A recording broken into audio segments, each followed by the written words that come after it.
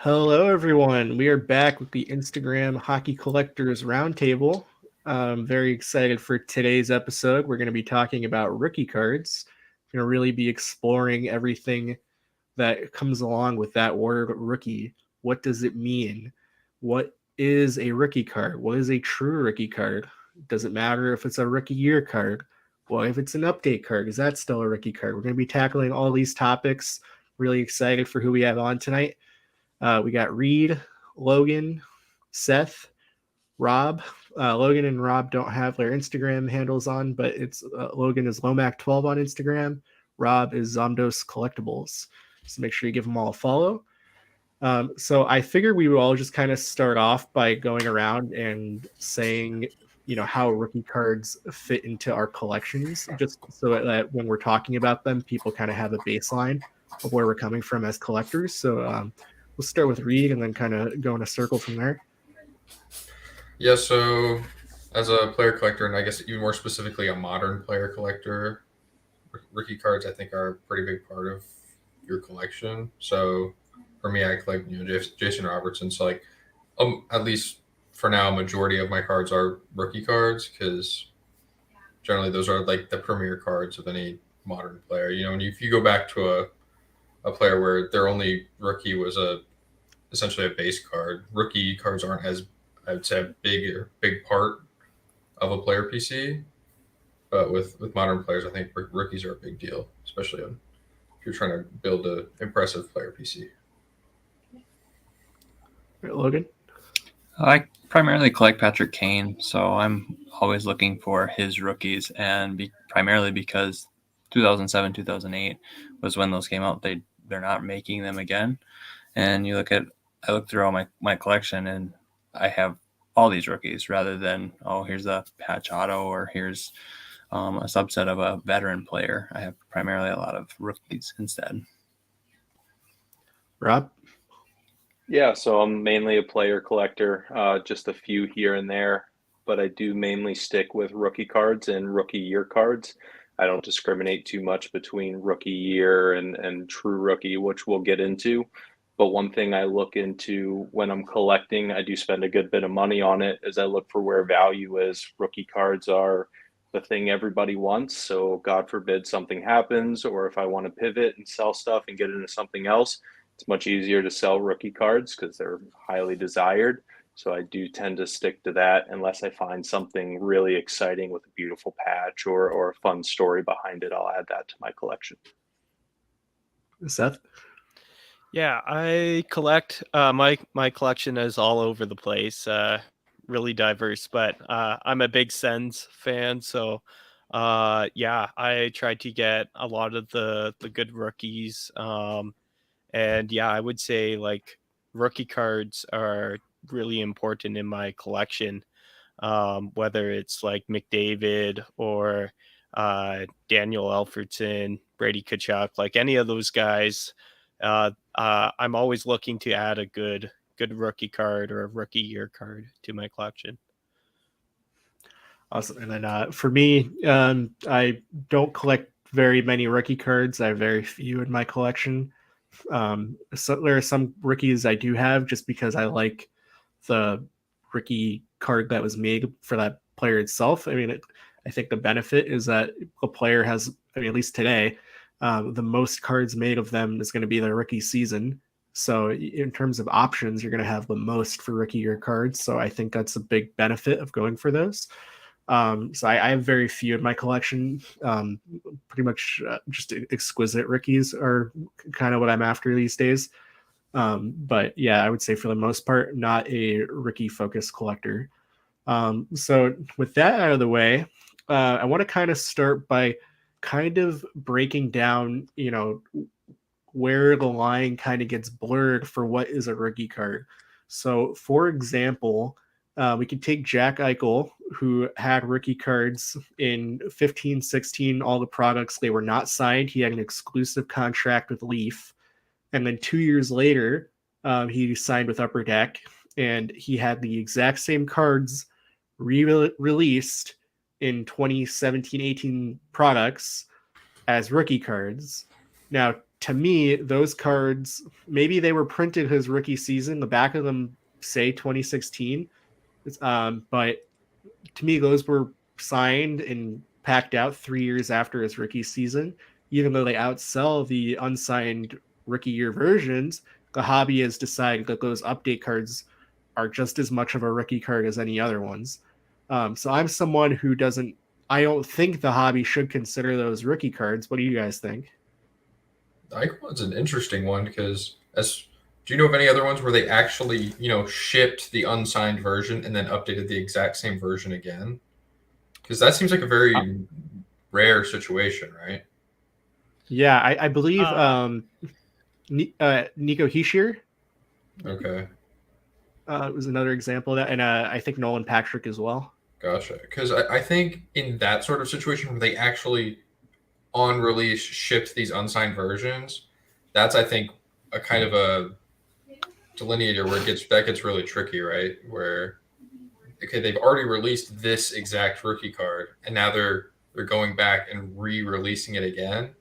I think it's still it's like rookie light almost. You would have to just always say update when you're talking about that card. It's a rookie update. It's not a rookie card, I guess. I think it really gets interesting when they actually released that card prior versus like a true update where that card had never been released previously. I think there's a difference there, but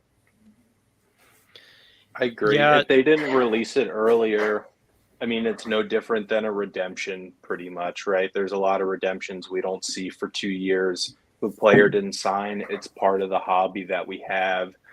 But I do find it interesting how some of those prices can be a little bit higher, like you said, with Eichel, just because they're signed. I mean, that shows the value in an autograph and having that little bit extra connection with player.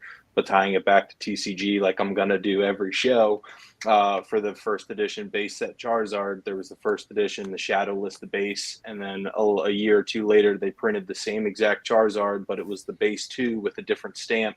Those sell significantly less because in the TCG world, those are a reprint. They're not the original, right? So we don't look at those quite the same. They're very well differentiated. It doesn't seem like the hobby, or at least for hockey, takes that into account.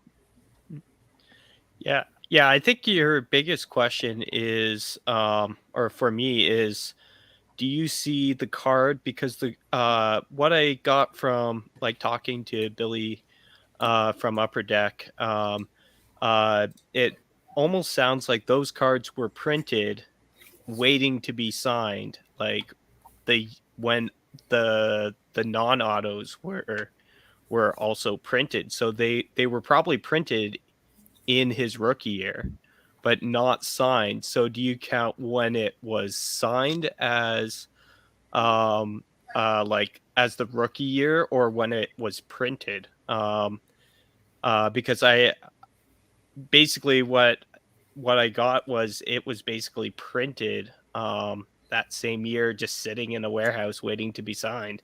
How is that different than what Rob said? Like Tarasenko took 3 years to sign some of his rookie cards. Like you weren't getting his Future Watch for a really long time, and that's another guy that his Cup RPA came out in 2016-17 with Austin Matthews there, or his gold RPA came out there. So that was one of the big chasers. yeah, I think equivalent, like putting it in the reference of a redemption is a really strong point. Where if say those Eichels were just redemptions that just hadn't gotten filled for 3 years, right? I think we would look at them a lot differently than them getting inserted into products 3 years later. Even though in some ways that's kind of the same end, like because they could have it's just deciding to do that a different way, Well, so like let's take Jack Eichel's Future Watch card for example. He had the unsigned one that came out in 2016. There's 999 of those, and now when he has the updated ones in 2018 with the autographs, now there's another 1,000 cards with his autograph. So now he has twice as many Future Watches as any other player. and the autographed ones way outsell the unsigned ones. Like, it's not even close. I think it's like 5x or something. Yeah. So it seems like the hobby really doesn't care. And as kind of like a thought exercise, what if Vladimir Tarasenko's cards came out today instead of 2016? At what point do we say, okay, this is probably too late? Like, let's just say, at what point is it not too late? Because, just as another example, they didn't make Upper Deck Ice in 2007. What if they put Evgeny Malkin Ice premieres at a 99 and next year's Ice? Well, they're doing that literally this year. But I'm saying, but what if it's from 2007? Or you're saying you're in this year's Ice? Yeah. So if they put an Evgeny Malkin Ice rookie, which is a card that was never made because they didn't have Ice that year, at what point, I guess is what I'm getting at, how long of a gap is there before the hobby is like, okay, this is not. Is there a gap? I mean, maybe it doesn't matter at all. I mean, look at the sales of the Gretzky Future Watch all time. Like, he didn't have a regular Future Watch. So, do you think there's a difference between, you're saying like they just didn't have Ice, period, right? So they just make the Malkin, insert it in, versus like with the Eichel, it's a card that wasn't signed and they waited till it got signed and then inserted that in later, where that whole set still existed. Like, I think there's a little bit of a difference there, right? Sure. Okay. Logan, you look like you got something to say. Yes, I got something. I don't know. I'm just thinking back on the Eichel thing. Like, toward the end of his career, if a kid or somebody that wants to get back and get into collecting, he's probably going to seek the Future Watch autograph rookie card of Eichel. And then, that's not as true one. Well, I could go pick up the other one if that's the case. But then to piggyback back off what you were saying about the Ice, well, wasn't Crosby's Future Watch also available in 2006-07? So is that technically his rookie? So. Yeah, so I think that's an interesting one. I was just going to say, with 06-07 SP Authentic, they had a huge backlog of extra product that they had to put into the next year's product. So any card that you could get in 05-06 SP Authentic, you could get it in 06-07 SP Authentic. For me, that's not as big of a foul because they actually made it and packed it out at the same time. They just couldn't get enough product out. So to me, that seems okay, as opposed to something like a Malkin Ice rookie, which was a card that was never made. They could make it today. Why not? Why couldn't they make a Connor McDavid stature rookie? Because they didn't have stature when he was a rookie. So technically, that card's up in the air. I don't know, but what's the rule? And then, kind of in the same vein, you have 2021 Cup coming out during the players' third seasons. How long of a delay before that's not a rookie card? Because then we have to ask ourselves, like, what does it mean to be a rookie card? What definition of rookie card do those cards fit in? Is what I'm curious about. I think there's, like, you're talking about the rule, right? To me, the rule is were the cards printed, like actually produced in the normal window that we consider for their rookie year, right? Where, like, 2021 Cup, these cards have been made like 2 years ago, but they just had struggled to get them signed due to COVID and stuff like that. The cards were actually produced in what I think we would consider the correct time frame, right? So I think versus, like, you're talking about adding a stature rookie McDavid, just like now out of the blue, that card wasn't printed in 15-16 waiting to get signed. Like, I think that's a big difference that I'm not sure if the hobby would reflect price-wise, but for me, I think that's a big delineator where I think the card needs to just be produced in the correct time frame, even if we have to wait for it to get signed, similar to a redemption or, like, for example, it was a little ridiculous, but the Ryan Callahan stuff that was put into Cup this year, it was printed back then, right? They just couldn't get him to sign anything, right? It seems a little silly, but I think that's a reasonable and acceptable way to do an update, Yeah, and I guess, think that. Okay, go ahead. Go ahead. Oh, I was just going to say, we don't know for a fact that the Eichel cards were printed in 2016. We can infer it, but what if they weren't? And if they weren't, does it matter?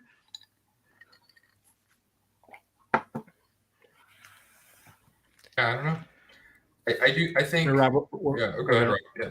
Yeah, no, so I kind of have 2 points. The first one is how they classify it too, right? So forgive me if I'm wrong, but aren't they reprinting legends for Young Guns and inserting them into new sets, right? So we have those. Yep, exactly.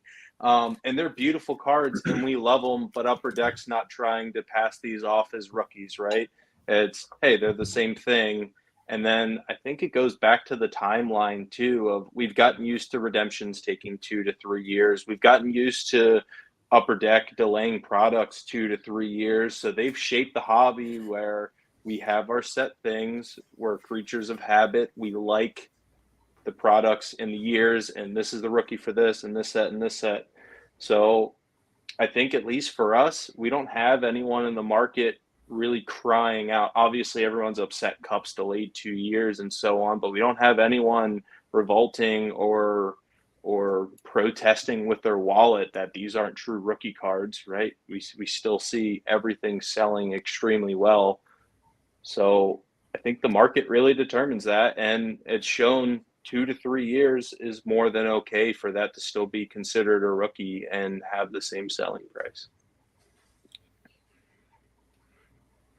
Yeah, so I was just going to chime in. Yeah, like the one thing is like what you're saying about like the Malkin ice and everything is back in what 2016, 15, somewhere around there they started doing these acetate young guns and then throwing in like Crosby and Ovechkin and all these big names. I have the Zetterberg here.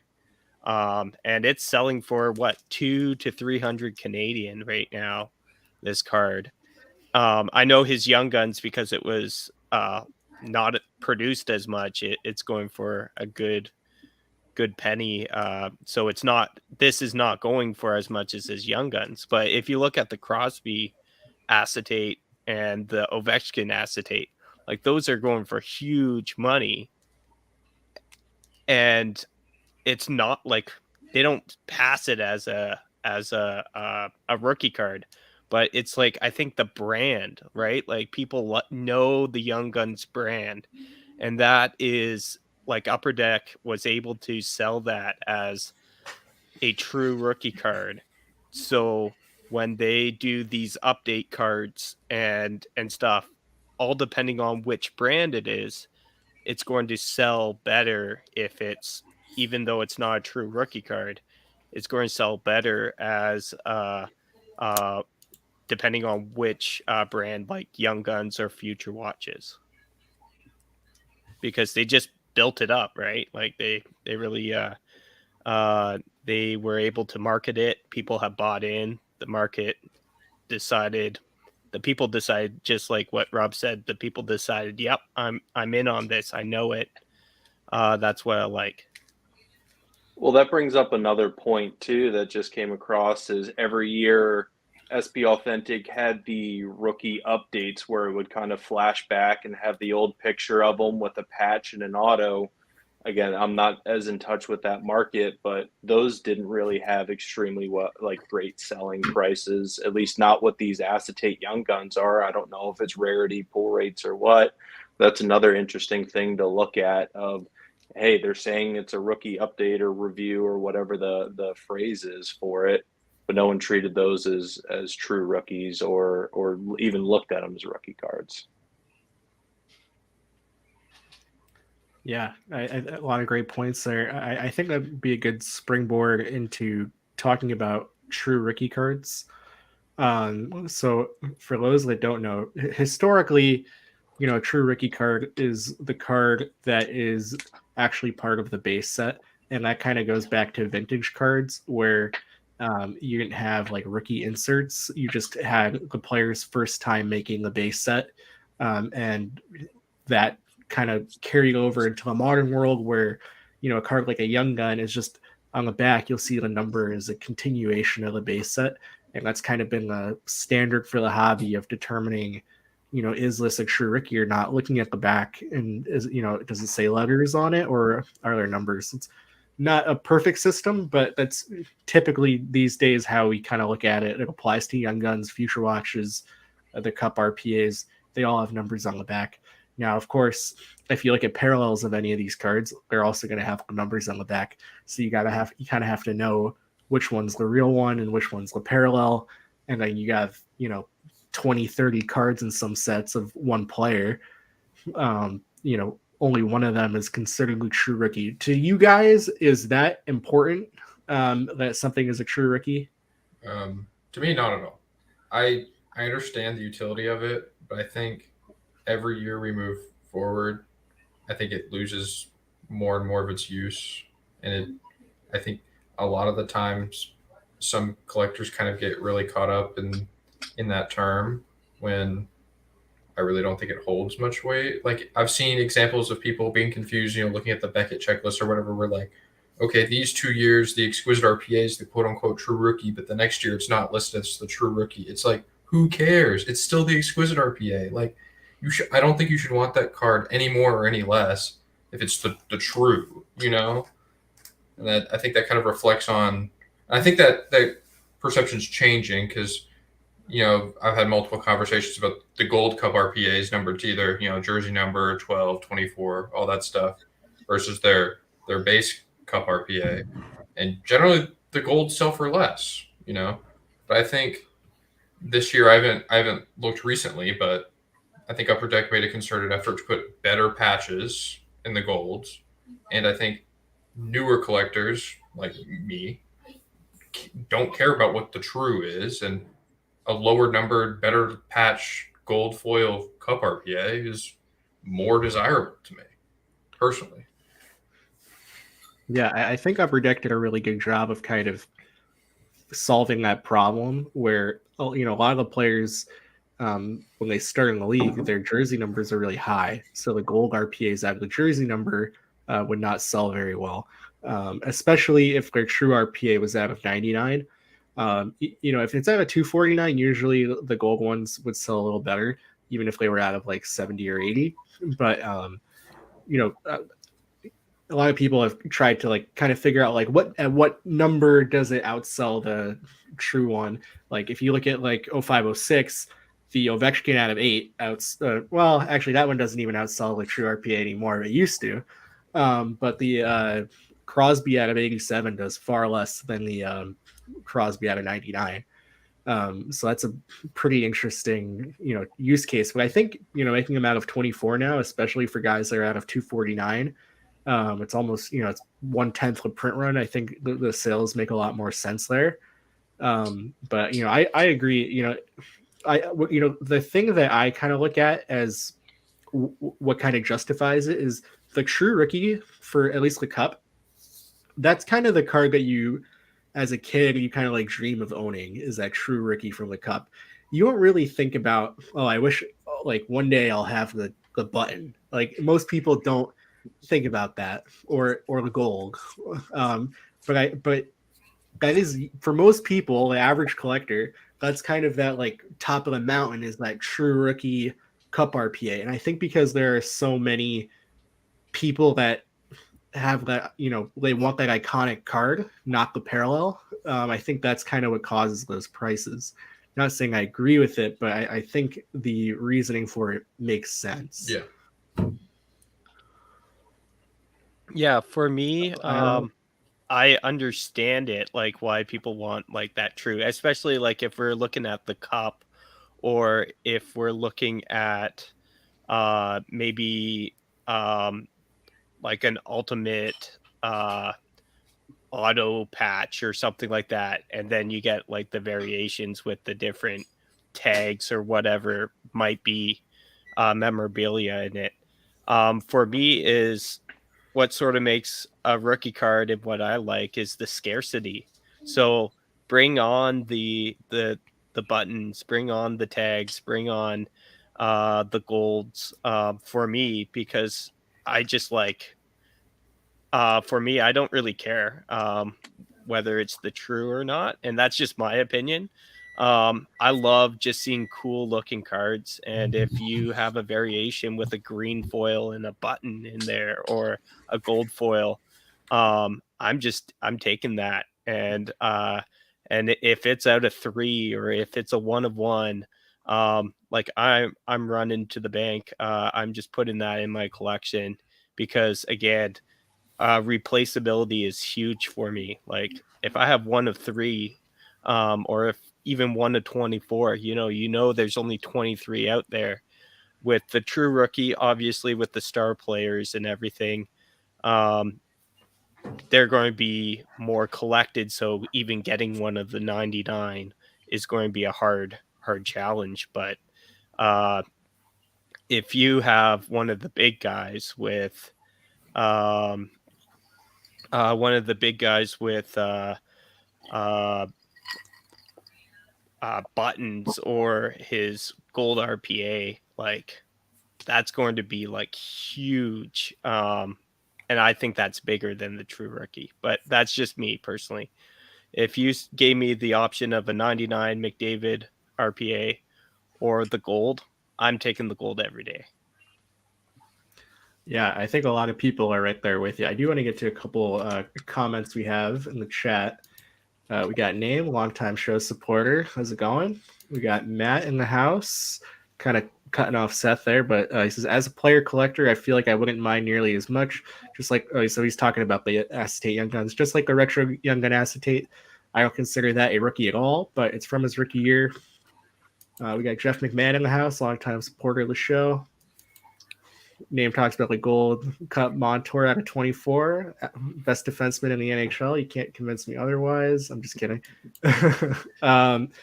Matt says, I think a true RPA is still obtainable even if it's at a 99, which makes it more desirable. I have to agree with that.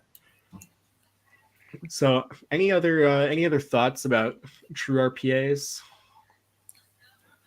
The one thing with the true rookie part was, I think about the SP game used, the base set. Like I mean, more recently I was collecting DeBrincat, and so I started with all the other SP game used inserts. Was it, I don't know, the orange one and the jersey and the auto and the patch, and then once I finally got the one that was out of 12 exactly like that, it was like, oh wow, this is the rookie card. I felt that was more prevalent, primarily because how scarce it was, and they actually called it the base set, or the rookie out of the base set. But then when I look at like the Exquisite, where I think they came out of Black Diamond, and I'm thinking about the 2015-16 version when you had the Spectrum version numbered to their jersey number, or you had them out of, what was it, 199 or 249? I don't know, but it's like I like the jersey numbered way better than the other version. I don't know why, but probably because of Spectrum, and it's a little bit more scarce. But yeah, it's interesting. Like the Exquisite RPAs, for the most part, don't outsell the Cup RPAs, even though the Exquisite ones come out of the Cup. The patches are way bigger. They're all more scarce than their true rookie. I think often the designs are nicer, and the patches are usually better, but they don't outsell the true rookie, the Cup one, even though they both come out of the Cup. I think that's very interesting. I think that's why I gravitate towards the Exquisite RPAs as my like one little indulgence into the rookie world, is because to me they look way better. The patches are bigger and they're more scarce, and I do think the jersey number aspect of it, having a variation of the print runs, make it a lot more interesting too. So I think that's very interesting. So moving on into another, similar component of that, we have a few rookie year cards, not true rookies, but there's a few rookie year cards that have game used memorabilia. Right now, it's just the Cup limited logos, the notable nameplates, which is just the nameplate, so it's one letter per card. Those are game used for rookies, and then the other one is the Premier Mega Patches. So, to you guys, obviously, like on its surface, everyone would say yes, I'd much rather have game used. But do you think that the game used aspect of those cards makes them more valuable? I think it depends on the scarcity of it. right? So I feel like the people who really do care about the game use stuff are really going to target that, especially if it's low numbered compared to if it's at a 249 or something like that. I think the general public, how often do you guys see listings that have game used on it to clarify, hey, this is a game use patch? I don't think it's too often, right? I think in our own conversations, we talk about it a good bit, but in the general public, not quite as much.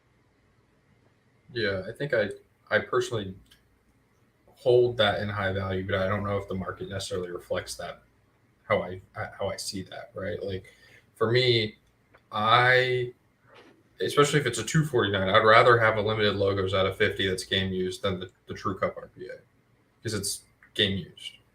But as we all know, that does not reflect in price. Like Jack Hughes, his True Cup RPA that's player worn is like $5,000, and his limited logos are like $1,500, or maybe even less.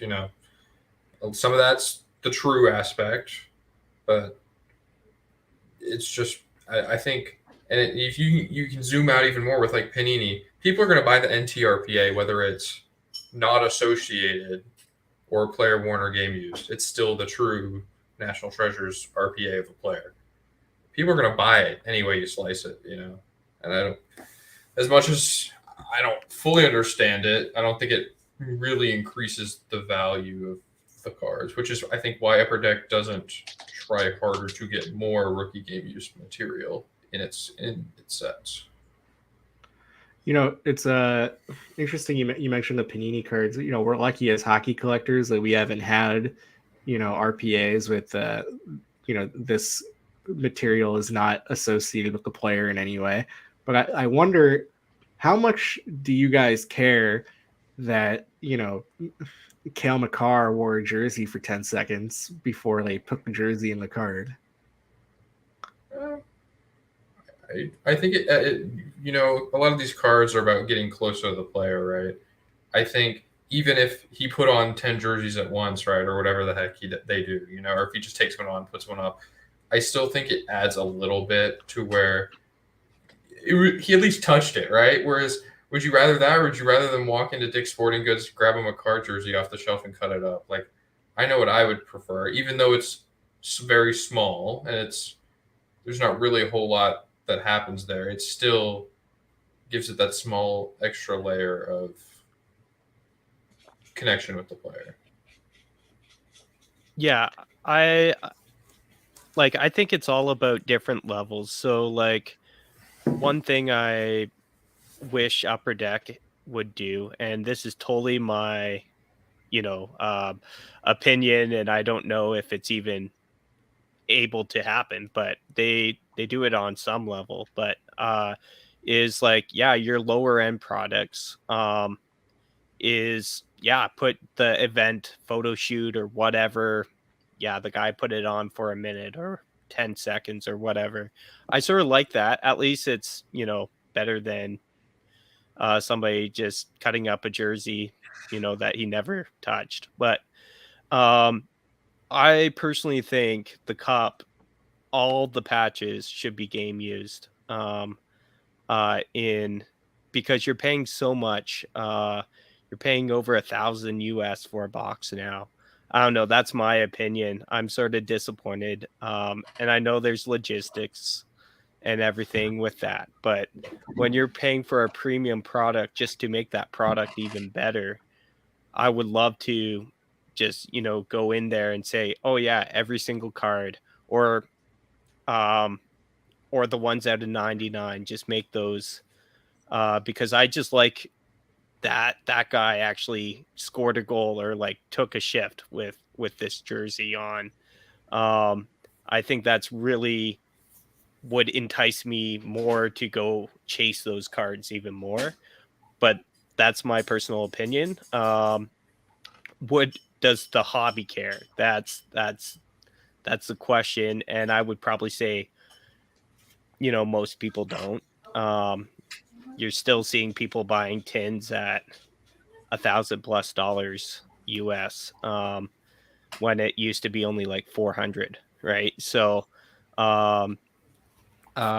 but for me personally, I like the limited logos rookies because they are game used and they are very limited, and that's what matters to me. But that's just my personal opinions. And then, honestly, I think they're a little underrated. So I'll scoop some up. So, do you guys think we would see an increased appreciation or value in game used memorabilia? Feels like what Topps does sometimes, where they have the little sticker on the back with the code on it that tells you the exact game this jersey came from, or in hockey, say they wear the same jersey for an X amount of days, or it gives you the timeline of they wore it from this day to this day, right? Where then you can really link, okay, this player scored 5 goals, got 10 assists in this exact jersey. Where do you think that would add value to game use memorabilia? Well, Reed, do you know if, because I'm kind of ignorant to this. Do you know if that added value to Topps game use cards? I don't know at all. I really don't. Yeah, I think I'd be interested to see. I've heard a lot of people talk very positively about that. The Topps game use stuff that has those stickers on it is really cool. You can even there's really even fairly cheap, just jersey swatch pieces and stuff. They'll have that, and you can say, oh, he had a really big game in this jersey. No one even would have known. It would have just been game used memorabilia. Yeah. Well, I think that this way too is, one of my favorite cards from 2006 National Treasures before Panini took over, the Devin Hester rookie. It's actually game used, and at the time, Devin Hester was going off with the punt returns, kick returns, etc., and it was just amazing. And then realizing, well, hey, it's game used jersey. He probably scored a touchdown in that. That's kind of a cool thing, and I don't know if the value necessarily reflects that because it is game used, but I know that some of the cards, some of the rookies in that set are game used and some are not for as far as the rookies.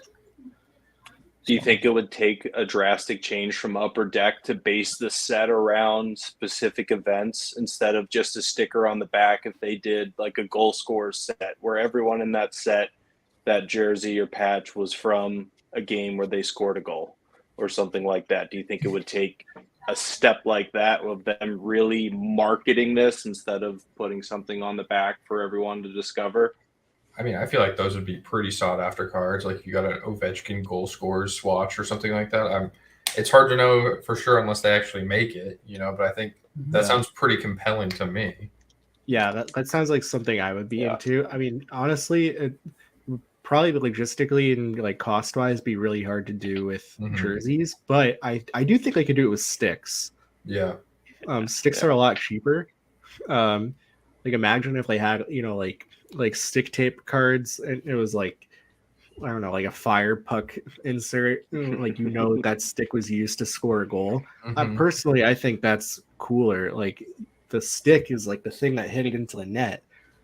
I don't know. I think that's, even though I like patch cards more than stick cards, I think if you added that element to it, I think that would be really cool for me. At least for me, I think that's something I'd be really interested in. Yeah, definitely. And I think even on the a stick insert like that, even just taking the tape off the stick blade that has all those puck marks on it, they scored a goal with that stick with that tape on it. That seems pretty freaking cool to me.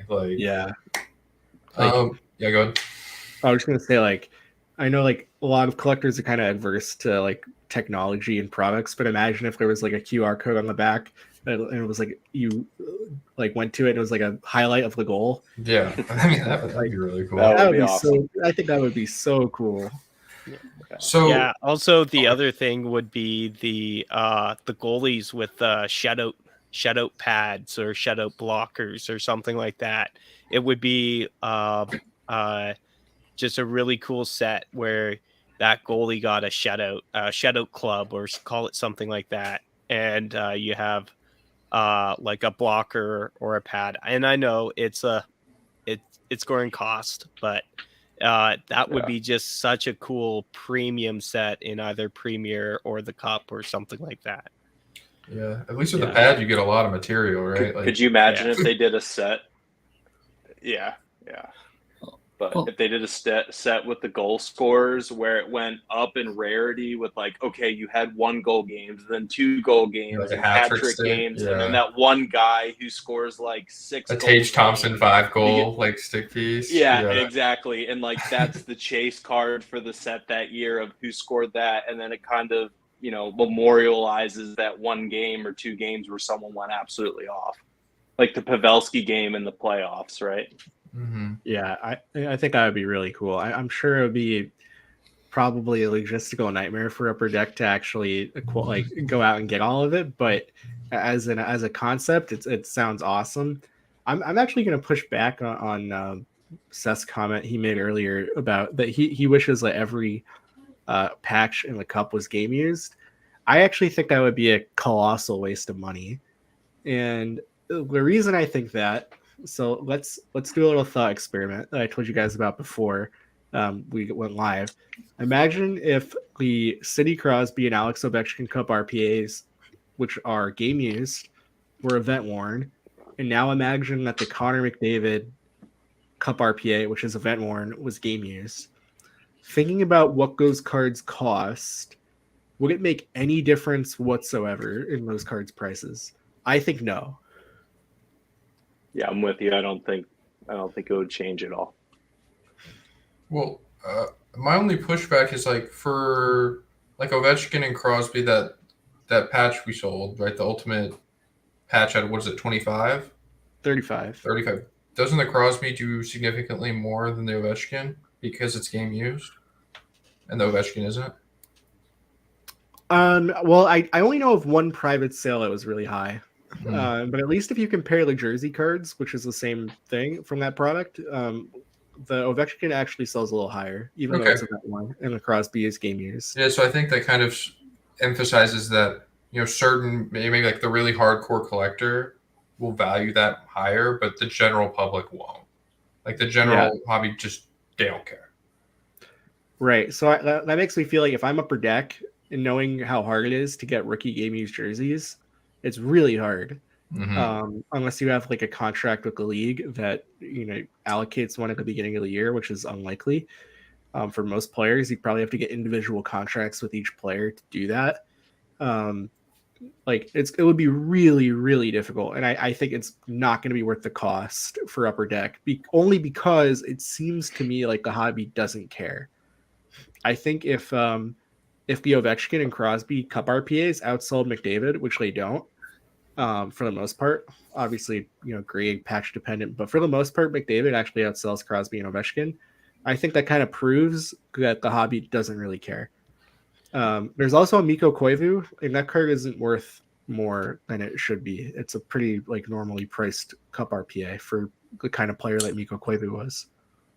Yeah, so like what I was saying is I would find the value in it. But like I think it's a good point of, is it worth Upper Deck on the value? And like I just sort of see like the cost of the boxes. I know inflation, everything, but it's going up. And when you're paying $1,000, I just see, for me, like personally, if I'm going to drop $1,000 US on a box, I would like to know that like game used material, I'm going to get something game used in the product. I know the odds of not hitting like a game used veteran patch or jersey card in there is pretty rare. You probably get a game used something in your box, but I think there is a chance of you missing out, and I'm not too sure how they pack them. So, but Yeah, that's my personal opinion. yeah, but I think But unfortunately, would people pay 2,000? Yeah. No, I was going to kind of go off what you were saying. Like, unfortunately, if all the rookie stuff was game used, the box would be 2 to 3x even more. Yeah, or more, because like it's like Mitch said, it's so hard and expensive to get these rookie jerseys, and I think logistically, just with how the timing works, if they want to get it on their normal schedule, you have to get it in the first half of the year, right? Like you don't have all 82 games to get these jerseys. If you want to release it by what's June or July on a normal schedule. No, well, lately it's been like September, October. No, I know, but like the traditional schedule. No, I mean like only like the first 2 years was it that early, Gotcha, and then it went to August, and then September, and then Okay. October, and that was kind of like where it was sitting at, and now it's just Out the whatever. window. Yeah. Yeah, Gotcha. I kind of wanted to circle back to a viewpoint I have on like some of the player worn stuff. I generally don't mind the player worn stuff at all. I generally like seeing that it's player worn. But what really bothers me is seeing patches, shields, etc. of jerseys that these players never will wear in a game, right? You see like the Kaprizov Cup shield. He was wearing a 16-17 Minnesota Wild jersey. Like the shield is from a 16-17 jersey, or like a Draisaitl exquisite RPA with the 8 patch. He's number 29. That kind of stuff really detracts from a card for me, where they're just wearing a random jersey that's not a number 29 Draisaitl jersey, for example. Even if it isn't a game used jersey, I would personally want them to wear like it as close to the jersey that they're wearing in a real game as possible. why? Because I want the patch to reflect them as a player, not just some generic jersey. I think you take two rookie shields. One is for a 2021 player. One's the rubberized shield that's on their jersey, and one's one of the felt shields. For anybody that's buying that card, I believe the rubberized shield will do much better. Is Luka Doncic number 1? This is number 7. Oh, well. Yeah. But then it's like just Justin Fields is number 1, but I'm seeing 8 patches. Like Exactly.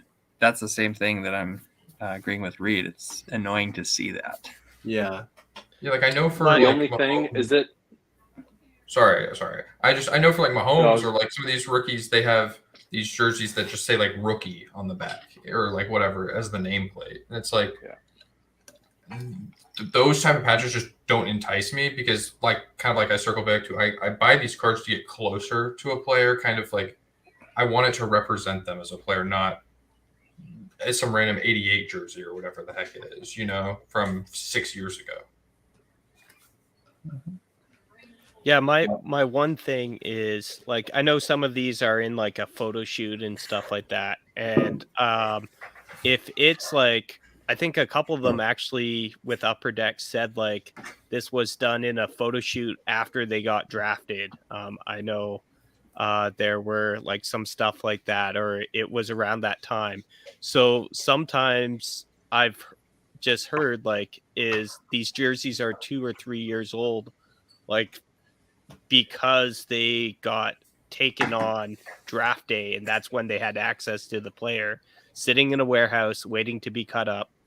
And then their rookie card gets released, and they have this jersey that the player would have never scored a goal with that jersey, but when he was drafted, that was the jersey that was being worn. Yeah, I think that's fair. Yeah. I think that the problem, like I'm going to circle back to Kaprizov. It just gets a little weird where there's different shields. Like if they were all that 16-17, because he got drafted 15-16 when Kaprizov got drafted. If they were all those felt shields, I think that would kind of make sense, right? But I'm pretty sure the ultimate shield's the more modern rubberized shield. So it's like I think when you can just like see the difference between cards, I think that gets a little off-putting. And I don't mind these, like you're saying, that they just have them at draft day, right? Get them to put on all these jerseys. Like, I don't mind that for most of the products, but I think like an exquisite RPA, for example, I think that they should take the time to. They're going to have this player in at least one more time to sign cards. Have them put on cards of their actual jersey or something a little more representative for some of these higher end pieces. I don't know. Yeah, and it comes down to as well, should Upper Deck care about that? Will the average collector notice the thing you said about the shields with the rubberized and the felt in the different years? Probably not. But is the average collector the one that's going after a Kaprizov shield? Probably not. So they should put more attention to detail on that higher end stuff. For the hardcore collectors are the ones that are going to notice the stuff, and the ones that, again, they're the ones that are going to pay with their wallet of, am I going to go after this product or am I going to help the secondary market? Yeah. I kind of echo what Matt has to say here. He says if you wore it for only 10 seconds, then it shouldn't be in there. This is why I still don't own a Flurry Premier RPA or SP Authentic Future Watch Auto Patch. Why even have New Jersey in there? Just my 2 cents.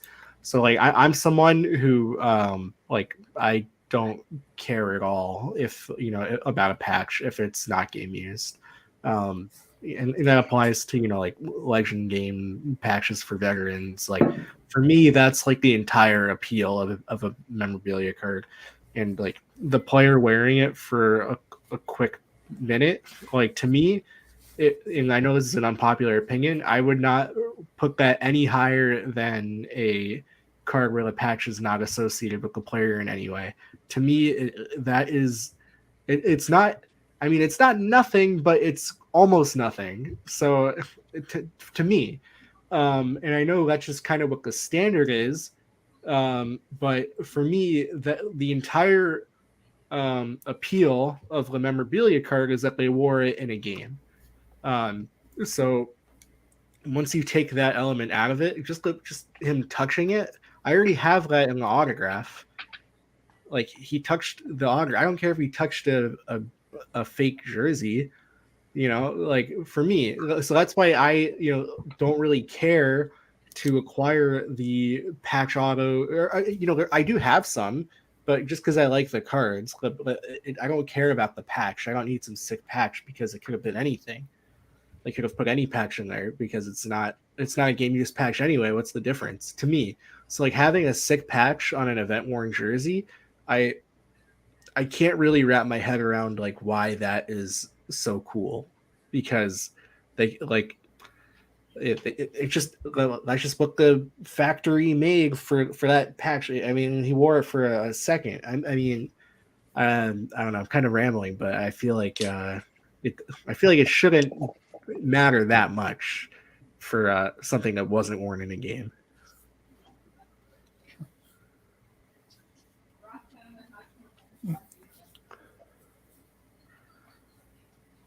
I guess I got too excited there. No, all good points on that. Yeah. No, and that's why it comes back to what I was saying is like for a higher end product, when you can tier it to having that game used, personally for me, I think we're sort of on the same page here, Mitch, where maybe that would entice some people to go after these rookie cards where you don't collect a lot of them, but if they were game used and you had your favorite players like Barkov with a game used, you would be going after that top rookie patch because it's game used. But I know not everybody is out there, and again, it comes down to money and bottom line and what is the market determining. Yeah, and like Barkov's a guy who his rookie year was 2013-14, which is the year before Upper Deck put game used rookie cards back into products. So for those that don't know, 14-15 was the first year that they had the game used rookie year limited logo. So with the exception of Crosby and Ovechkin, every RPA or every limited logo rookie year card before that was event worn. And I think it kind of proves the point, because if you look at like a Nathan McKinnon 13-14 limited logo and compare it to like a Leon Draisaitl 14-15 limited logo, both are rookie year. The Draisaitl is game used, the McKinnon isn't. They're both about the same price. McKinnon's a little more. It seems like it doesn't really matter that the card is game used, which is upsetting as someone like me who really values the game use component of a memorabilia, because to me that is the whole point of it. Is that it's game used. I don't think they've advertised that enough though, because that's fairly new to me. Like if they made it more of a like point, like, hey, yeah, the the limited logos are game used rookies. You get them, and they hit that point more. Could that backfire though? If they start advertising, hey, these ones are game used, and then that becomes a selling point, and then the stuff that's not game used, people are looking at that with the finer tooth comb, and then that product loses value, and they get backlash for that. It could, or it could be like, Panini, what are you guys doing? And then hockey cards values goes up to the roof. Yeah, that would be nice. I'd be surprised if they got backlash for it, because I don't think anyone, I mean, I could be wrong, but I think for the most part collectors have a pretty good understanding that the rookie patch auto cards for most cards are not game used. I think most collectors pretty much understand that. So I don't think they'd be changing anything. I mean, maybe it's just Facebook, but I've definitely run into a good amount of people that don't think that I mean, people on Facebook just don't read posts or anything in general, but I think plenty of those people just don't read the back of the cards. But yeah, kind of going off of Upper Deck's also kind of made some mess ups in the past where, like, the one I remember in particular is the 12-13 Stone. It's probably all the 12-13 rookie limited logos, but the Mark Stone, on the front, it says game used patch next to the window. But on the back, it says it's from a photo shoot. Like, I think that's a really big problem. And I think that's a pretty sizable mistake on Upper Deck's part, because what would prompt you to ever turn over the card if on the front it says game use, to an extent. But I think misconceptions like that, there's probably plenty of people that think their Mark Stone rookie limited logo or whatever 12-13 is game used because it says it on the front, Yeah, even beyond that, I was just gonna say, like, I think a lot of newer collectors don't even know that not all limited logo rookie year cards were game used. A lot of people think they've always been like that, and it's a fairly recent thing. It hasn't even been 10 years that they've been like that. But I've found a lot of discussions talking about limited logos with other collectors before. A lot of people I find are surprised to learn that the limited logos made from 06-07 to 13-14 are all photo shoot. So I guess I don't know how we make that knowledge more public, but there's definitely a lot of people out there that buy those cards thinking they're getting a game used RPA, and they're not. I think it would be good for everyone. I think when Upper Deck purchases these game used items, they're expensive. I mean, they're investing a lot into it. I think as a percentage of their purchases, like obviously compared to like Panini, like they're really, I feel like Upper Deck really is stepping up at maintaining that, importance of making sure, at least for the veterans, for the most part, it's all game used. I know there was a Nathan McKinnon Splendor in the most recent Cup release that is not game used, which most people don't know about, but that makes me a little nervous that they're starting to kind of loosen that up. Before that, it was kind of a safe bet that any veteran memorabilia you got on a card was game used. So I hope that that's not a trend. But I think for the most part, Upper Deck's done better than any other card company in making sure that their memorabilia is game used. So they obviously value it. They obviously know it's important. I don't see why they wouldn't make the collector in general more aware of it. I think that would be a better return on their investment into the game used material. Yeah, definitely. Yeah, so a lot of very interesting rookie discussion here.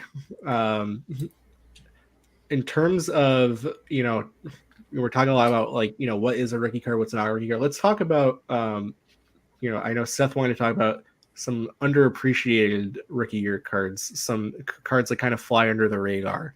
So Seth, since that was your idea, how about you start us off with that? Okay, yeah. So, sort of my thing is just finding certain cards that sort of fly under the radar that are printed in the rookie year, but they're considered an insert or a parallel. But when you look at the scarcity of them, because they're serial numbered or they're just short printed and it's just one in so many cases, that you can really find like an appreciation for that card, at least for me. And people are going after the young guns, and yes, there's a marketplace for it. There's definitely a place for them, but I think one of them is, if you know me, is the Prism rookies and the parallels. I love them so much. I know they only made 2 years of them, so there's not a lot of rookies. And the first year they made them was 12-13. So that was the year of the half year lockout. So they only had carryover rookies that year. So your best one in there is Chris Kreider and Mark Stone. I would say those are your best two rookies. And then you get Schwartz and Krug, and Tyson Berry come, bringing up the rear there on your top end rookies there. But then the next year with the dual class, like you have so many rookies in 13-14, starting with McKinnon and Barkov and Huberto, Riley. I'm totally missing tons of other guys, but just the list goes on and on and on. Kucherov, and he was an update in rookie anthology there with the Panini, and a lot of those guys were in the rookie anthology. So that's just one. The next one is the underrated, in my opinion, Series 2 rookie breakouts acetate card out of 100. So here is the McDavid, and this is a BGS 9 there, but my camera's not doing it justice. But it's a beautiful card on acetate there, and there's basically an acetate back and then a cardboard cutout put on top. Beautiful card. I'm not too sure when they started making these, but I just love them so much, and I think they're undervalued. They're out of 100, and then I know they have gold versions out of 25. Yep. I think most years. So those are just a few things that I really like. And then also the other one is the OPG Platinum parallels here. So even just like the rainbow, this is a red prism, but oh yeah, there you go. But even the rainbow version of the card, I have a Vasilevsky. Sadly, I don't have it right here with me, but the rainbow that's not numbered, I like that better than a Young Guns. They're cheaper than Young Guns for the star players. They're more limited than Young Guns. They have a certain flair and just sort of flair and shininess to them that really pop, unlike a Young Guns that just looks like a traditional card, which I definitely think there's a place for it. But for me, I sort of like that shiny rainbow foil that they put on it. Honestly, for McDavid's rookie year, I don't like the design of that year of OPG Platinum, but that's just a personal opinion. I really like the first year with the Draisaitl, which I have somewhere. Here it is. I really like this. Was the first year of OPG Platinum, and this is the auto version of the card, but just such a great design there. I think these cards are. I think OPG Platinum is building up their brand, but honestly, I think these are more desirable, a little more rare, other than the base. But any of the variations, just more rare and something to chase, in my opinion. Yeah, some great cards there. For rookie breakouts, especially, I think when you get one in hand, they're really nice looking cards. And I think I'm surprised they don't have a little more value because I mean there's history to it. You know, it's been around for a good bit of time. It comes from flagship. Like I think I'm generally surprised there isn't at least a little more steam behind those because I think they're really nice looking cards. And Yeah, I think they're sometimes beautiful. people really care about, even in platinum, for example, they really care about the parallels or like the inserts or whatever that have kind of been around for a while. You know, like with platinum, it's seismic gold. You know, seismic golds often outsell the orange checkers, even though the orange checkers, I kind of almost like the X Fractor design better and it's lower numbered. But seismic golds have been around from the start of platinum. So they generally outsell them because they've been a consistent feature, you know? Yeah. And the gold goes really well with everything. The Carter heart I have is the orange checkered. I'm huge on color matching. Like my Cam Ward collection, the black diamond cards, even in non-rookie year, those ruby parallels where you have that red parallel with the red jerseys and pads.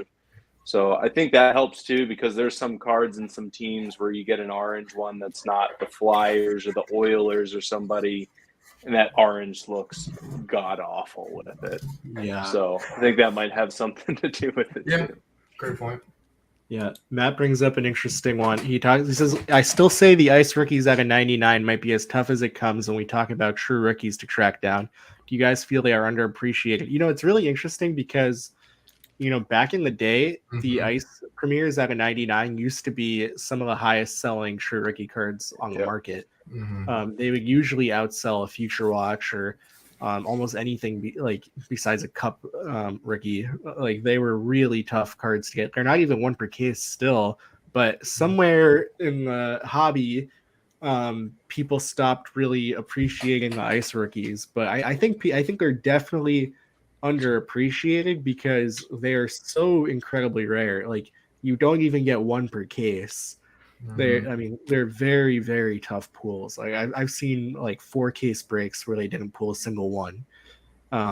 So I have one. I have Barkov, which is not an expensive card. It's like $300 maybe. I mean, I remember in 2005 when Upper Deck Ice came out, the Sidney Crosby was $1,000 on release day, which at the time That's insane. was a crazy number. Like that was a huge number for a rookie card like on release day back then. So yeah, I feel like for whatever reason, I don't know why, because I like the acetate cards. The ice premieres have definitely had a little bit of a fall from grace from their heyday, because those used to really be like top true rookies. Obviously, I think the rarest one is Synergy.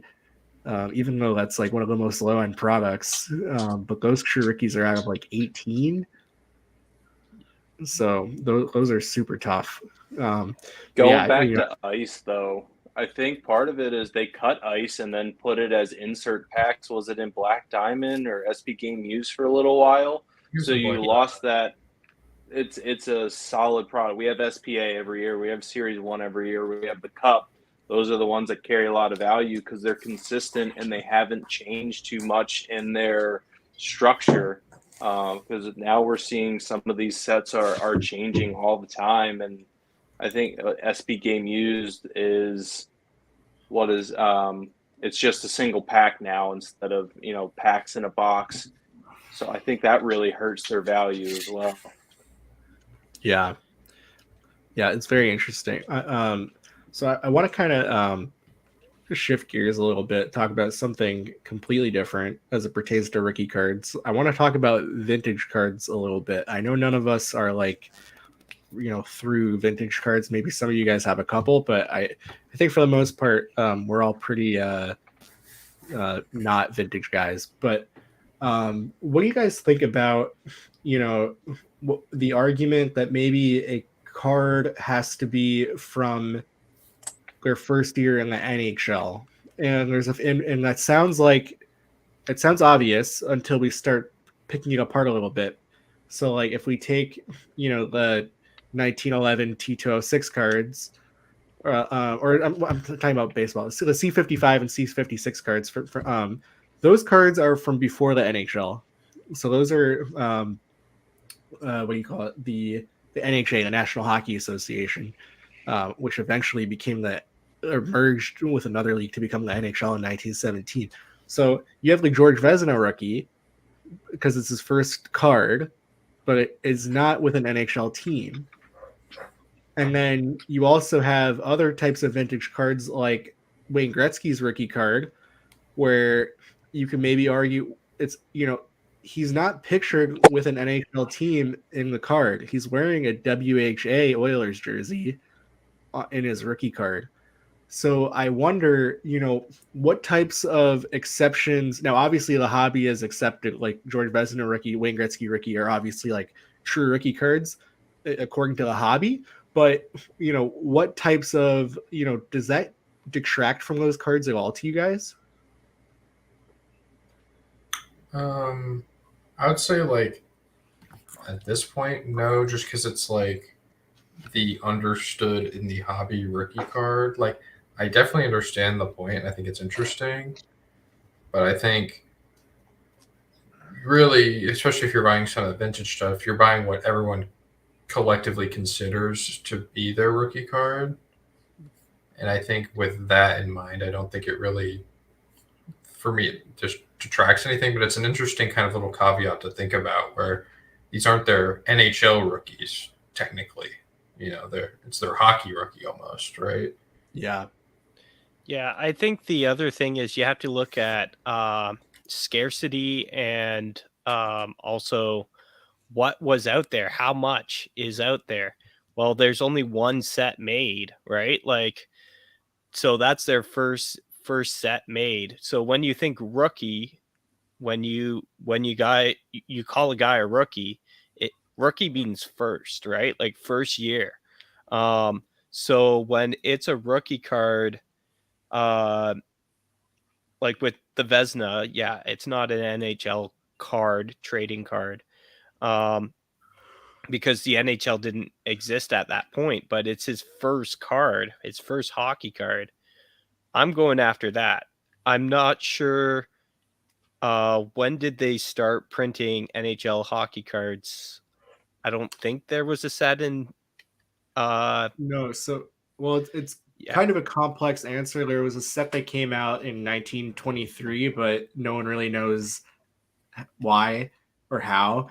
And then there's a few like other like very like minor like lesser known cards. There's like a 1928 one, but then it wasn't really until Peachy in 1933 had their cards with like the colored backgrounds with like the different colors. I don't know if you guys are familiar with them. Yeah.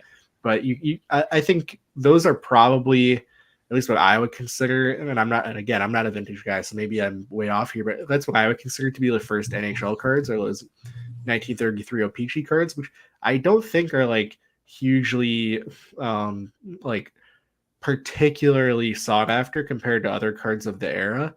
But to your point, maybe those are their first hockey cards, but I don't think anyone really cares about a lot of like European players have cards in their Euro leagues where they play professionally and they have cards, but they're not their NHL cards. I don't think anyone really cares about those cards, at least from our hobby perspective. I don't see any people going after those cards. So but that's where the scarcity comes in, right? Like a lot of those cards are really scarce. Like there's these KHL cards out of 10 that are, you can buy them for $5 of Artemi Panarin or Kirill Kaprizov. Yeah, but like I think you have to look at just how many of their cards overall are printed, right? Like while they were playing. So yeah, Panarin ends up having a lot of cards printed in the NHL, right? Also. So like it just a lot of rookie cards. So yeah, maybe you're going to look at the Russian ones and you're going to look at that as okay, a rare card, but he also has so many NHL rookies that was in his first year playing in the NHL.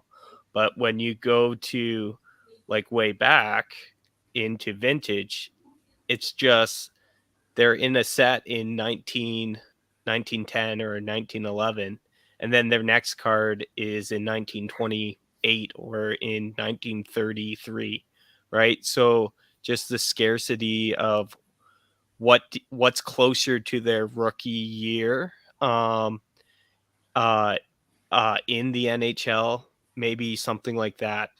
I don't know, but it could be something like that, where people sort of say, well, this is before he entered the NHL. His next card is he was a 10-year veteran or an 8-year veteran in the league. Yeah. Obviously, like, there's no like exact science to it, and ultimately, like, we have to decide as hobbyists like what we like. But I do want to just add that whatever it is accepted in the hobby right now is not necessarily going to be like that forever, and it often does change. Oftentimes, the hobby does have these kind of light bulb moments, like, hey, why are we doing it this way? And the hobby will shift. So I think these types of discussions are kind of important for kind of figuring out what might the hobby do. I think, a card like a George Vezina rookie might be a little bit too entrenched in how important it is. But I don't know. I mean, what do you guys think about the fact that Wayne Gretzky and his rookie card is not pictured in an NHL game or an NHL jersey? Does that bother you guys at all? Like, personally, I didn't even know that. Like, just being real, like I didn't know it was a WHA Oilers jersey. So like, I'm sure plenty of people do know that, but I'm sure there's a good amount of people that don't know that as well, right? So, I mean, now that I know that, I'll look at the card a little bit differently. But I wonder. All right, let's pretend that the Oilers never joined the NHL and it was the same picture. But let's just say that year Gretzky signed with the Kings, and so his rookie year in the NHL, he was a King, but his rookie card is pictured as an Oiler. And the Oilers, like, would that change it for you if the Oilers never became an NHL team? Do you think that's why people are okay with it? Is because maybe they don't know, or the fact that the Oilers joined the NHL? I think so. But did they do any other players in different uniforms like that? Not in the 80s. I don't think so. So it was kind of a unique situation with Gretzky because he Wayne Gretzky was never drafted. He signed with the Oilers, and then the WHA merged with the NHL, and so they just did it that way. There might be another player with that situation, but off the top of my head, I don't know enough about 80s Opishi cards to know if anyone else had that happen to them. But then so you look at like 2000s like football. Well, you got Tom Brady rookies in Michigan uniform. It's still a rookie, but I mean, I think it's more crazy. There's not another team that has the same uniform design in the NFL as the Michigan Wolverines. So, but don't the Tom Brady rookies where he's pictured as a Wolverine usually sell less than the Patriots ones? Yeah. So I wonder if the Oilers never joined the NHL, if that card would be way less valuable or desirable. I would think so. But there's comment here from Adam Crawford. Right. The Gretzky rookie is from 1979, which was the same year as his NHL rookie season. If it was a 1978 card predating his NHL career, that would be more of an issue, in my opinion. Yeah, so the photo is from 1978, but the card's from his rookie season. Name adds Dave Semega as a rookie card with the Oilers from that set as well. But do you happen to know offhand, is he wearing the NHL Oilers jersey or the WHA Oilers jersey? Because they were different. They changed the color scheme a little bit. So I'd be curious if it was a WHA picture or an NHL picture. I mean, do you guys care what the pictures are? I'd say a little bit. I wouldn't say I don't care at all. Honestly, I really liked, and this is an unpopular opinion, but I really liked when Black Diamond and a couple of the Upper Deck sets had in the late 90s, like Joe Thornton and Vinny LeCavier and the Team Canada Junior jerseys and stuff like that.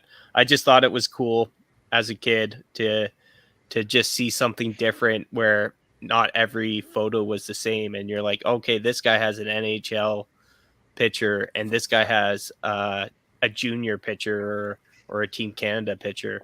I liked the variety, but I can understand why they went to a more standard format. So name says he's not entirely sure, but it looks like the same jersey as Gretzky's. We got Jeremy in the house. What's going on, Jeremy? So, it's a really interesting point. I wonder, taking the Joe Thornton example, if Joe Thornton was a player that you collected, would you want his biggest rookie card, which I think is by far his Black Diamond card? Would you want him pictured as a Bruin, which was his rookie team, or as Team Canada World Juniors? Like, I think for me, I would want my guy's top card to be pictured with the team he was on his rookie season. And I know that this is a completely unpopular opinion in the vintage world, but for me, I actually don't want the Gretzky rookie card because he's not pictured as with his NHL rookie team. Even though it's still the Oilers, he's wearing a WHA jersey, which to me, I look at that the same way I look at like a Connor Bedard card from today. Even though he hasn't been drafted yet, I want a rookie card to be pictured with the player as a rookie. I think that's very important to me, even though maybe that's why I'm not a rookie collector. But to me, that's enough of a deterrent for me to not want the card, even though it might be the most iconic hockey card ever made. So because of the picture, do you kind of hold it in regard as a pre-rookie then? No, I don't. I still don't think it's a pre-rookie. I just don't like the picture, and it's the same reason why I don't like the Joe Thornton Black Diamond card. Right. I want, but I think at least with that card, I know a lot of people do avoid the Joe Thornton Black Diamond rookie because he's pictured in Team Canada, but people don't seem to do that with the Gretzky card. I think honestly, it might just be because people don't know that the image is not from the NHL.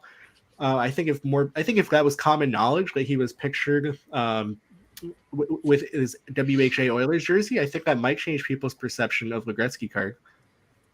Jeremy says, I prefer the Bruins, but the standards at the time allowed for Team Canada, so to satisfy myself, I just get both the Black Diamond and the first/best Bruins card. And I think that's a great way of approaching it. That's probably what I would do if I was a Joe Thornton collector. Mm-hmm.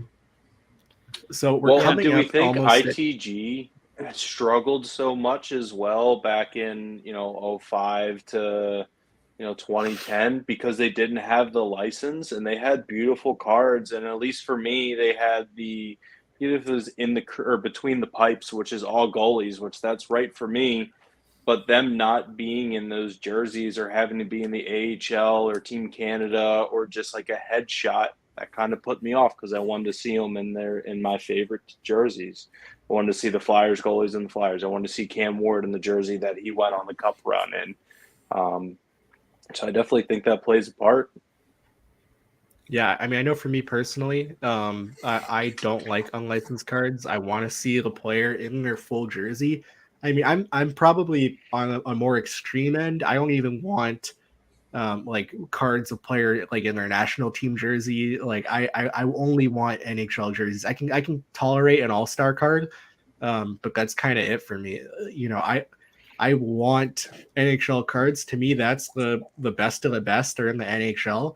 If they're pictured wearing any other pro league's jersey, I don't really want it. I want the NHL cards. That's kind of that's the creme de la creme for me. That's what I want.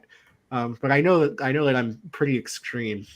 Adam Crawford says the Thornton rookie is a prospect card by today's standards. It was released a year before he joined the NHL. His 1997 cards are his true rookies in my book. Yeah, I don't have any issue, with that sentiment. I know the hobby disagrees, but that's kind of, I guess the whole point of the episode. Does it matter? Does it matter? Right. That's a great point. Yeah, I think the other thing, just to go back to the Gretzky, is like we were sort of comparing, like you were sort of comparing Gretzky and Thornton cards. And I think the other thing is we have to ask ourselves, maybe even if everybody knew that it was a WHA jersey, it doesn't change the fact that Wayne Gretzky is the best guy ever to play the game, right? Like he's the GOAT, like, and there's only that one card that as like the true base that's in that set. So I think even if everybody knew it was the WHA jersey, I don't think people are turning that card away. I think they're still grabbing it up because he's the GOAT. He's the best. Yeah, and I don't expect my opinion of Wayne Gretzky's rookie card to change anyone's mind about how iconic it is and how important of a card it is. I think it's a card that probably just goes up until I die. But for me personally, I do have a couple vintage cards, and for that reason, I don't see myself ever picking up a Gretzky rookie card. If anything, I'd probably get a second year card because that's his first card with the Oilers jersey. I also just think it's a better looking card for me personally.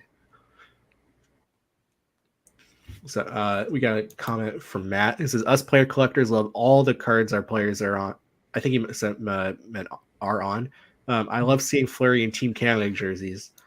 And that's kind of the beauty of it is, everyone collects a little bit differently and there's no wrong way to do it. So I think this has been a really, interesting and thought-provoking discussion.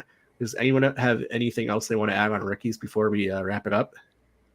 My one question is for everyone here is, what do you guys think of multiplayer rookie cards like this in the Cup, where there's autographs or swatches of 3, 4, 5, 6 rookie players? How do you see them? What do you think of them? I would say I think sometimes they can be pretty cool, but I feel like in my experience, what I've seen is like even in like a triple or a quad, Upper Deck seems to always get one guy wrong. Like it seems like there's not often that there's all 3, all 4, all 5 that are really solid guys. It's like, I mean, like this year you can like Lafreniere's okay, right? But he's no Kiefer Bellows. Like Kiefer Bellows is bad. There was a Lafreniere, Sorokin, like Keandre Miller, Kiefer Bellows, and it's like Kiefer Bellows sticks out like a sore thumb on that card, and it kind of, I think it really detracts from the overall card. And obviously it's hard for them to kind of have like a crystal ball to tell who are going to be these like premier guys that actually pan out. But I think they're just so variable where there's that one stinker on a card. I think it takes away from them pretty drastically. And I think just the collector base of them is a lot smaller. But I still think they're pretty cool. Yeah, I actually have a pretty strong negative opinion about them because I can't think of a single card. Let's just say 4 or more players that are all rookies where everyone panned out. I've never seen it, and that's not Upper Deck's fault. It's kind of an impossible task. There's entire rookie classes where there aren't even 4 rookies that end up looking great, in a decade. So I think it's a waste of material or autographs because you're almost always going to get those 1 or 2, if not 3 or all of them who just did not pan out. And I don't know anyone who really seeks these cards out, but Upper Deck continues to make them every year. They want these, here's the top 6 rookies. Some of them are going to bust, and it's going to detract from the rest of the card because most people, I think, would rather have I'll just take 13-14 the Cup, for example. There's a Nathan McKinnon Cup enshrinements, and there's a duel with Nail Yakupov. The Nail Yakupov actually hurts the card, even though you would think it's just an addition and it's more scarce. Almost any McKinnon collector is not going to want a card with Nail Yakupov on it because their only connection is that they were drafted the same year. In 10 years, most people aren't going to care. I think they detract from it. You could have the same number of autographs and then just make them separate cards, and that is going to cater better to what collectors actually want, I think. I think it's kind of fun to look back, especially in 05, 06, you have Lundqvist and Al Montoya, and Al Montoya was the high draft pick, the next coming from Michigan, and then it's funny how that flipped, right? I think there's in 0506, was it Brule from Columbus who was on a lot of like the dual and triple cards that never panned out. I think you have Ovechkin, Carter, and Steen on one card for like a triple ultimate autograph as well. So I like to look back and see, because I enjoy looking at the whole rookie class, because you have these ones like 0506 that are transcendent with all of these players. So, and then when they do hit, they're fantastic, right? When you had all the Ducks players, all the Flyers, right? I remember that with Carter and Richards. It's fun to have those because when they do hit, they're incredible. When they don't, it's that way to look back. And I remember that year. That was crazy. His prices were through the roof. It's funny how this player is now the most wanted person on there. So I think it's a different perspective. I see both sides of it, but at least looking on the fun side of it, I can get a kick out of it. I kind of feel bad for like the 9-way autographs of all the rookies. It's like, holy, I mean, Sam Bennett and one around now, but you know, you got Reinhardt and those guys. But it's like, I like the veterans with the multiple autos. Yeah. Like I think the one cool thing is a duel, the duel when they hit the duel or a triple, and they're all good. It's pretty awesome. Like with Matthews and Marner, there's some rookie stuff with them together. That's really awesome. As soon as you get more than 3 or 4 players, you're bound to hit a bust because that's just averages.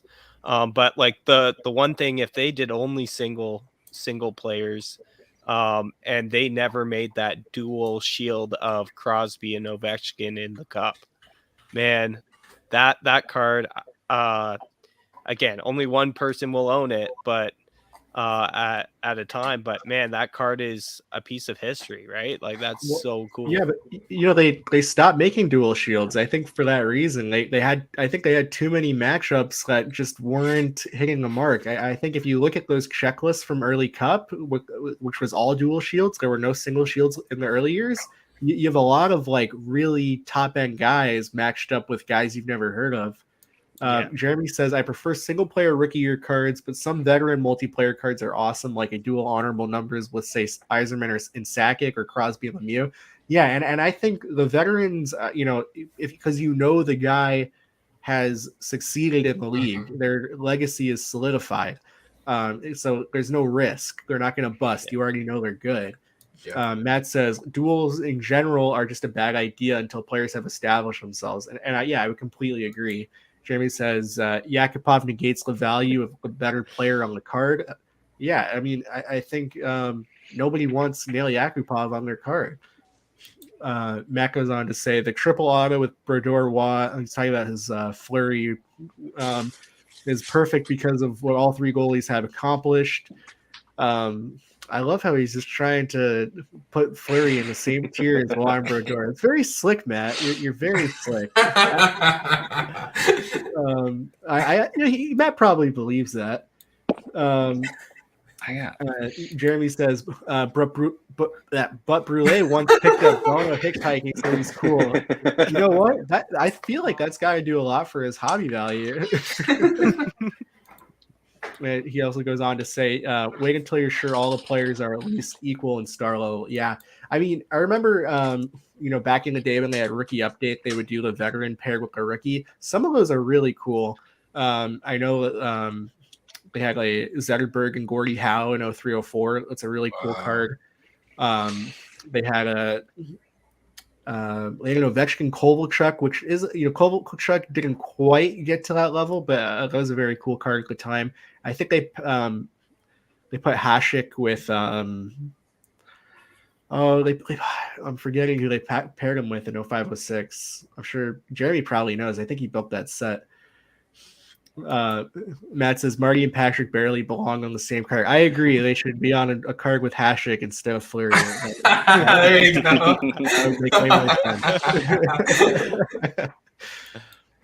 Reversing Well, guys, on that one. we're at the we're just past the 90-minute mark. So any closing remarks before we wrap it up? Well, really appreciate all you guys hopping on. Appreciate everyone in the chat keeping it fun. So we're gonna have another great episode next week. Matt's gonna be hosting.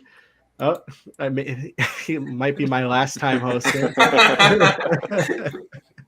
Oh, we got Al in the house. He's again was on a dual shield card with Chris Chucko. How many can say they remember Chucko? Not too many, and I think that's the reason they probably went to the single shields. So thank you guys all for sticking around, and we'll be back next week. All right, take care, everyone. Take care. See you.